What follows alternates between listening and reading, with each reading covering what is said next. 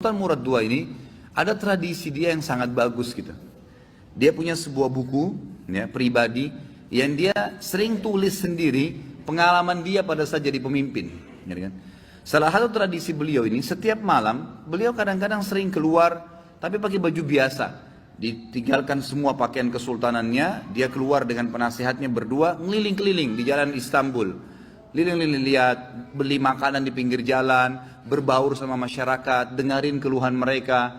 Ada orang yang sakit dibantu, ada yang butuh bantuan, fakir miskin dibantu, dia tahu. Jadi dia tahu masalah di lapangan dan dia bantu, besoknya didalamkan, diaplikasikan, diperbaikin, begitulah. Satu malam, dalam salah satu bukunya, dalam satu lembaran buku sejarah hidupnya, beliau bilang, satu malam saya nggak bisa tidur. Kemudian saya bilang sama penasihat saya, coba malam ini kita sama-sama yuk pergi keluar seperti biasa nyamar. Baiklah, jalanlah berdua ini. Begitu dia jalan, tiba-tiba waktu jalan di salah satu jalan-jalan kecil di Istanbul, ada satu orang jalan pegang botol khamr.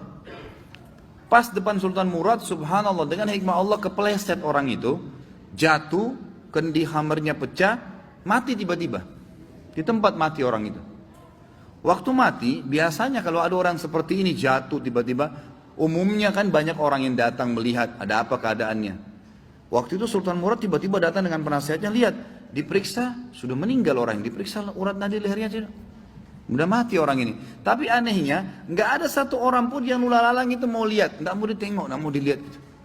Langsung kata Sultan Murad, wahai muslimin, ini ada orang mati, gitu kan? Nggak ada yang nyaut. Dua kali, wahai muslimin, ini orang muslim, oh ini orang mati, nggak ada yang nyaut.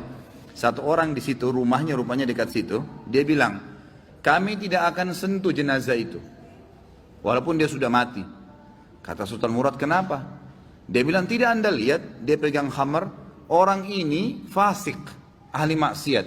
Setiap malam zina, setiap malam mabuk. Kami nggak mau, sentuh jenazahnya kami nggak mau. Kata Sultan Murad, tapi kan dia dari kaum muslimin.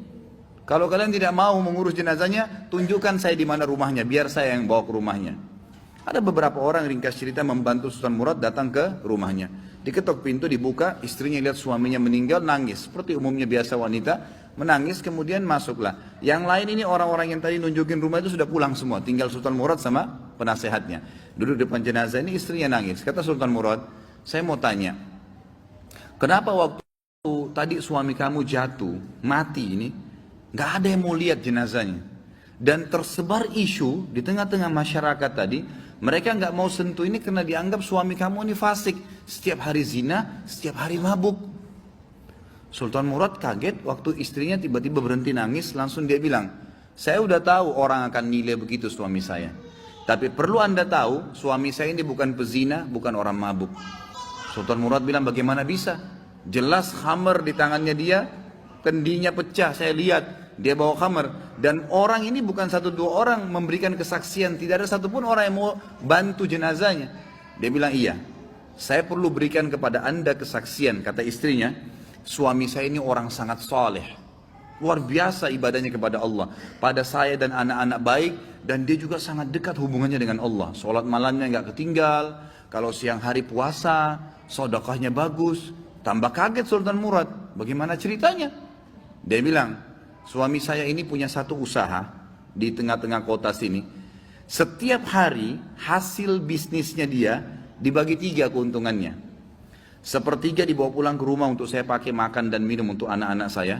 Sepertiga lagi, sepertiga keuntungan diberikan botol khamr, berikan minuman keras. Dia bawa pulang ke rumah, dibuang di WC. Dia nggak minum, dibuang di WC. Terus dia bilang apa depan saya, kata istrinya, itu yang berikan kesaksian.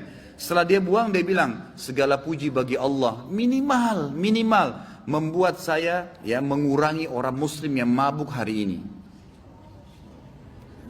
Terus sepertiga lagi yang tersisa, dia datangi tempat perzinahan, lalu dia bilang sama yang punya tempat perzinahan, ini berapa orang wanita di sini pezina? 10 orang. Berapa bayarannya kalau perempuan satu malam sampai besok pagi dibayar? Kata si tempat punya tempat sekian. Dikasih sama dia, sepertiga untungnya nih, 10 orang ini semua saya booking malam ini, tutup tempat kalian. Ini sudah milik saya, sudah dapat uang kan? nggak ada perzinahan, tutup. Dia pulang ke rumahnya. Orang pikir waktu dia masuk ke kios khamar, beli khamar, dia minum. Orang pikir waktu dia masuk tempat zina, dia berzina. Padahal sebenarnya dia malah suruh tutup. Dia pulang, kata istrinya, lalu dia bilang, segala puji bagi Allah yang minimal membuat saya malam ini memberhentikan beberapa anak muda muslim zina. Bayangkan, pernah nggak kita terfikir buat perbuatan begini? Nggak terlintas. Tapi karena kedekatannya dengan Allah, Allah bukakan dia jalan ibadah yang tidak masuk di akal kita gitu. Lalu istrinya bilang, saya pernah bilang sama suami saya, kalau begini perilakumu, kapan kamu mati, nanti jenazah kamu nggak diurus sama kaum muslimin. Ternyata terjadi, kata istrinya, jenazahnya nggak ada yang urus.